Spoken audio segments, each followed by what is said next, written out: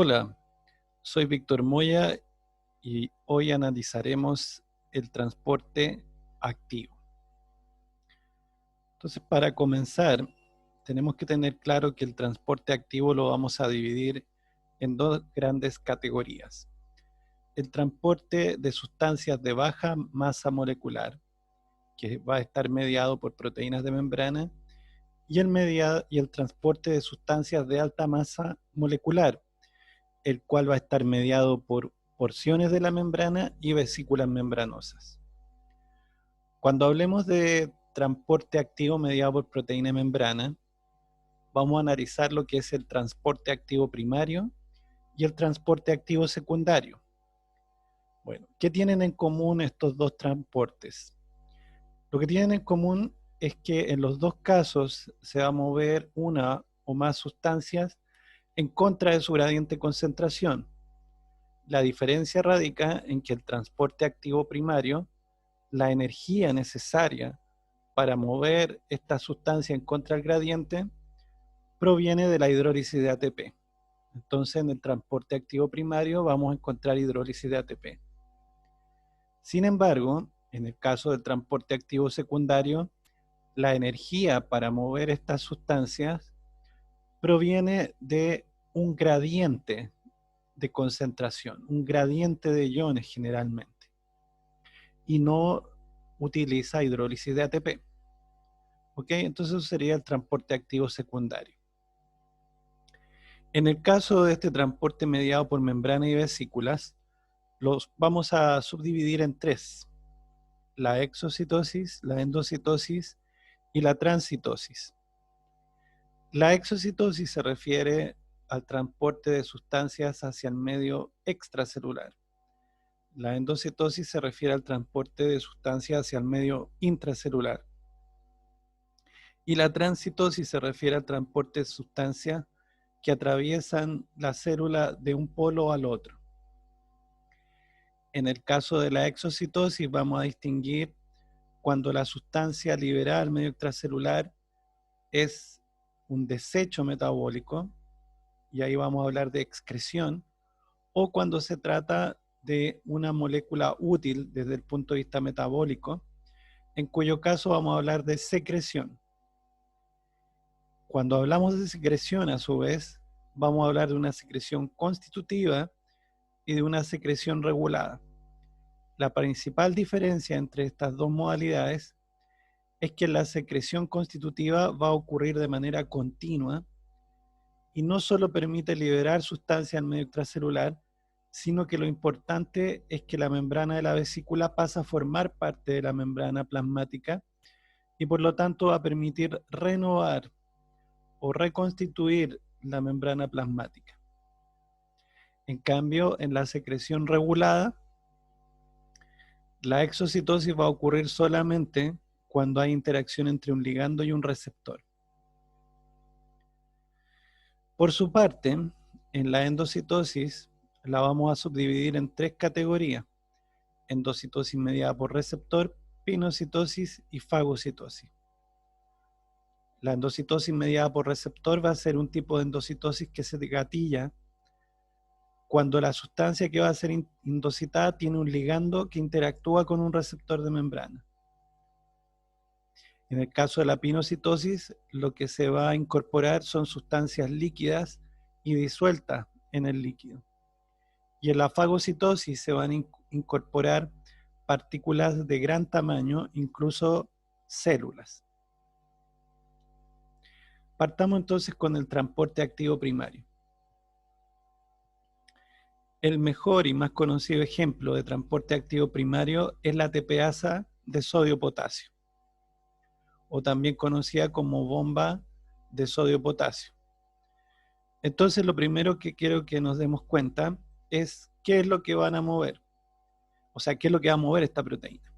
Y lo que va a hacer esta proteína es mover 3 iones sodio hacia el medio extracelular, y por cada 3 sodios que mueve hacia el medio extracelular va a mover 2 iones potasio hacia el medio intracelular. ¿Ok? Noten ustedes que el movimiento del ion sodio y el movimiento del ion potasio van ambos en contra de su gradiente de concentración. Bien. Bueno, lo segundo que quiero que se fijen es que la TPasa de iones es una proteína integral de membrana. Y esta proteína, ¿no es cierto?, va a presentar dos conformaciones. Esta que estamos viendo acá, que le vamos a llamar la desfosforilada, y la conformación fosforilada. En este caso, vamos a observar que en la conformación desfosforilada, la proteína está abierta hacia el medio intracelular y está cerrada hacia el medio extracelular. Adicionalmente, va a tener sitios de unión de alta afinidad para el ion sodio, lo que va a permitir que el sodio que está aquí en el intracelular se meta a la proteína y se una a esta. Cuando esta proteína une el ATP y lo hidroliza, de ahí el nombre de ATPasa, porque une e hidroliza ATP, al hidrolizar el ATP, el fosfato liberado se va a unir covalentemente a la proteína. Entonces así pasamos ahora a la proteína en el estado fosforilado. Aquí la tenemos. Una vez fosforilada la proteína, vuelve a cambiar su conformación. Y ahora, si ustedes observan, está cerrada hacia el medio intracelular y abierta hacia el medio extracelular. El otro gran cambio es que la afinidad por el ion sodio se reduce y por lo tanto los iones sodio son liberados y se mueven entonces al medio extracelular. En forma paralela, como consecuencia de esta fosforilación, aparecen en la proteína sitios de unión para el ion potasio. Por lo tanto, el ion potasio se puede meter a la proteína y unirse a esta. Sin embargo, ciertas fosfatasas, enzimas que remueven los grupos fosfato, entonces van a actuar sobre la TPasa. Entonces, al remover el grupo fosfato, volvemos al estado desfosforilado. Y como ustedes recordarán, eso era cerrado, ahora hacia el medio extracelular, abierto hacia el medio intracelular. Y lo que vamos a agregar ahora es que en esta conformación baja la afinidad por el ion potasio y por lo tanto el ion potasio se suelta de la proteína y es liberado al medio intracelular. En forma paralela, junto con la baja en la afinidad por el ion potasio, aparecen sitios de alta afinidad por el ion sodio. Y de esa manera, entonces el sodio ingresa y se une a la proteína cuando ésta está en el estado desfosforilado. Entonces, como ustedes pueden ver, este funcionamiento de la TPasa sodio-potasio es el esquema básico, va a ser común a otras ATPasas. Es decir, dos conformaciones, una desfosforilada, otra fosforilada, que van a permitir entonces los movimientos de iones de un compartimento a otro. Ahora bien, ¿qué importancia tiene la TPasa sodio-potasio? Bueno, fijémonos primero en que esta TPasa mueve tres cargas positivas hacia el extra, los tres iones sodio, pero solo mueve dos cargas positivas hacia el medio intracelular, el ion potasio. Por lo tanto, se produce un desbalance de carga. Entonces, al salir más carga positiva que la que ingresa, en la cara intracelular va a empezarse a producir un predominio de carga negativa con respecto al medio extracelular. En otras palabras, se va a tender a generar un potencial de membrana negativo. Bueno, ese potencial de membrana negativo que se genera como consecuencia del funcionamiento de la TPasa sodio-potasio se refiere al efecto, o se le llama el efecto electrogénico de la TPasa de sodio-potasio. Entonces esa es primero una cosa. El otro punto es que el movimiento de los iones sodio puede afectar indirectamente los flujos netos de agua y por lo tanto puede influir sobre el balance hídrico. El tercer aspecto que es el más general y uno de los más relevantes para esta ATPasa, es que ella es la responsable de los gradientes de ion sodio y de ion potasio. Es decir, es la responsable de que el sodio esté más concentrado en el extra y que el ion potasio esté más concentrado en el intracelular. Entonces, una de las importancias que tienen los mecanismos de transporte activo es justamente ser responsable de estos gradientes de concentración. Bien, sigamos. Bueno, aquí tenemos una imagen de la ATPase sodio-potasio, en donde nos vamos a dar cuenta que es una proteína transmembranal que atraviesa 10 veces la bicapa lipídica. Vemos que va a tener sitios de unión para los iones que transporta. Por ejemplo, aquí están destacados los sitios de unión para el ion potasio. Vemos que en la región citosólica o intracelular tiene el sitio de unión al ATP y el sitio donde es fosforilada la proteína. Recordemos que la fosforilación es la que provoca el cambio conformacional de la proteína. Y además de esto, vemos en esta asa, que está entre el primero y el primera y segunda región transmembranal, aquí vemos que hay un asa a la cual se une una sustancia llamada oavaína. ¿Por qué nos interesa esta oavaína? Porque la oavaína es un glicósido de origen vegetal que al unirse a la ATPasa la bloquea. Detiene el funcionamiento de la ATPase sodio-potasio. Y eso lo que va a hacer es impedir o suprimir la hiperpolarización.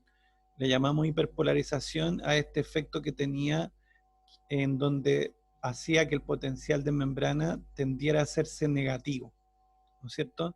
Entonces eso se va a bloquear.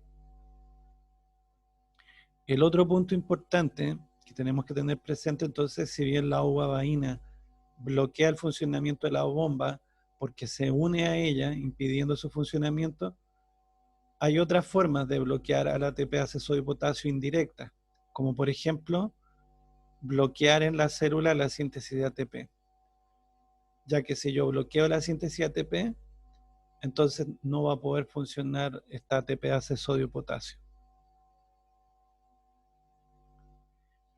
Este gráfico que vemos acá resume algunas evidencias experimentales que se utilizaron para entender el funcionamiento de la ATPase sodio-potasio. Entonces en este gráfico, en la parte inferior, lo que tenemos es el tiempo y lo que tenemos en el eje Y es la salida de ion sodio. Entonces vemos que en esta primera fase es el flujo neto del ion sodio, que está por acá arriba, pero si yo remuevo el ion potasio del medio externo, veo que la salida de ion sodio se reduce de inmediato. Luego, si yo restituyo este ion potasio, entonces vuelve a aumentar la salida de ion sodio. Lo que me dice que el movimiento de ion sodio es dependiente de la presencia de ion potasio. La segunda cosa que veo acá es lo que ocurre cuando yo ocupo el dinitrofenol. El dinitrofenol es un fármaco que bloquea la síntesis de ATP. ¿Y qué es lo que observo? Que cae significativamente la salida de sodio. Pero que si yo agrego ATP al medio intracelular, vuelve a aumentar la salida de ion sodio. Eso me está indicando entonces que la ATPase sodio-potasio o esta bomba de sodio-potasio requiere de ATP en el medio intracelular. Y eso es lógico porque, como hemos visto, hidroliza el ATP para autofosforilarse. Y ese cambio conformacional es necesario para el funcionamiento de esta proteína. Bueno, aquí tenemos la ATPasa de ion calcio o bomba de calcio. En este caso, esta ATPasa la vemos en este dibujo en la membrana del retículo endoplásmico liso. ¿Por qué es relevante esto? Porque el retículo endoplásmico liso es un organelo que almacena ion calcio. Entonces lo que vemos acá es de qué manera el calcio que está en el citosol puede ingresar al lumen de este retículo endoplásmico liso. Y eso puede ser posible a través de esta proteína que es la ATPasa de calcio o bomba de calcio. Entonces, de manera parecida a lo que describíamos en la ATPasa de sodio-potasio, aquí vemos la proteína en estado de fosforilado. Y en estado de fosforilado, ¿cómo es? La conformación es abierta hacia el citosol, con sitios de unión de alta afinidad para el ion calcio, y cerrada hacia el lumen del retículo. Entonces, en el estado de fosforilado, los iones calcio se unen a la proteína porque tiene sitios de alta afinidad y está abierta hacia el citosol. Y luego esta proteína une ATP y luego lo hidroliza. Al hidrolizarlo queda fosforilada. Entonces, al quedar fosforilada cambia su conformación. Y ahora su nueva conformación es cerrada hacia el citosol, abierta hacia el lumen y baja la afinidad por el ion calcio. De esa manera el ion calcio se suelta de la proteína y se mueve hacia el lumen, donde va a empezar a almacenarse. ¿Ok? Luego la proteína es desfosforilada y volvemos nuevamente al estado de fosforilado y se repite toda esta historia mientras haya ATP en el citosol. Ahora, si miramos la estructura de la ATPasa de calcio, nos damos cuenta que también es una proteína multipaso que atraviesa 10 veces la bicapa lipídica. Vemos que también en la cara citosólica tiene sitios de unión al ATP y sitios donde es fosforilada, y también tiene los sitios de unión para el ion calcio, que es el soluto que va a movilizar. ¿Se fijan? O sea, muy parecido a lo que es la ATPasa sodio-potasio, solo que aquí mueve 2 iones calcio hacia el lumen solamente. Bueno, acá a la izquierda entonces tenemos lo que sería transporte activo primario, en donde apreciamos la ATPasa sodio-potasio mostrada simplificadamente, y aquí a la derecha vemos un intercambiador calcio-protón. ¿Cómo sé yo que es transporte activo? Porque el ion calcio se está moviendo en contra de su gradiente. Y sé que es primario porque hay hidrólisis de ATP. Entonces, transporte activo primario. A la derecha, en cambio, ¿qué es lo que tengo? 3 proteínas de membrana. ¿Y qué es lo que mueven ellos? Mueven distintos iones, ¿se fijan? Entonces, partamos con este. Este es un intercambiador calcio-sodio. Noten ustedes que el calcio se está moviendo en contra de su gradiente de concentración. Por lo tanto, esto es transporte activo. ¿De dónde viene la energía? Bueno, de esto que está acá, que es el gradiente de ion sodio. Entonces, esto es un transporte de calcio en donde se aprovecha el gradiente de sodio. Veamos este otro caso. Un intercambiador ion cloruro, ion bicarbonato. Nuevamente aquí el ion cloruro se mueve en contra de su gradiente de concentración y aprovechamos el gradiente de ion bicarbonato como fuente de energía para moverlo de este modo. Y por último, un intercambiador sodio-protón. Entonces en este caso el protón se mueve en contra de su gradiente aprovechando la energía contenida en el gradiente de ion sodio. Por lo tanto, estos 3 sistemas son en el fondo mecanismos de transporte activo secundario. Ahora bien, lo que vemos en esta diapositiva es una clasificación de los sistemas de transporte mediados por proteína en base al número de solutos que se mueven y el sentido en que estos se mueven. Ojo, porque esto solamente entonces no habla de cómo es una clasificación en base al movimiento de la sustancia o soluto. No me está diciendo si el transporte es activo o pasivo, es un criterio distinto simplemente. Entonces, por ejemplo, si lo que se transporta a través de esta proteína membrana es un solo soluto, y por lo tanto este se mueve en un sentido, voy a hablar de uniporte. Si en cambio se mueven dos o más solutos a través de la proteína de transporte, voy a decir que se trata de cotransporte. ¿Ok? Ahora bien, si los solutos que se mueven lo hacen en el mismo sentido, todos ellos, o sea, por ejemplo, si son dos y los dos se mueven en el mismo sentido, voy a hablar de simporte. Pero si los solutos se mueven en sentidos opuestos, como en este caso, yo a eso le voy a llamar antiporte. Entonces el cotransporte puede ser simporte o antiporte. En base a lo que hemos estado viendo, si ustedes se fijan, por ejemplo, si esto es un simporte, así por esa razón yo no puedo saber si es transporte activo o pasivo. En cambio, si me dicen que acá está más concentrado el soluto y aquí está menos concentrado, entonces ahí podría saber que esto sería transporte pasivo. Pero si fuese al revés, y acá estuviera más concentrado y aquí menos concentrado, y el movimiento fuera de este modo, o sea, en contra del gradiente, entonces eso lo haría activo. Y lo mismo pasa con los cotransportes. Pueden ser activos o pueden ser pasivos. Recuerden que eso lo define si el movimiento es a favor o en contra del gradiente.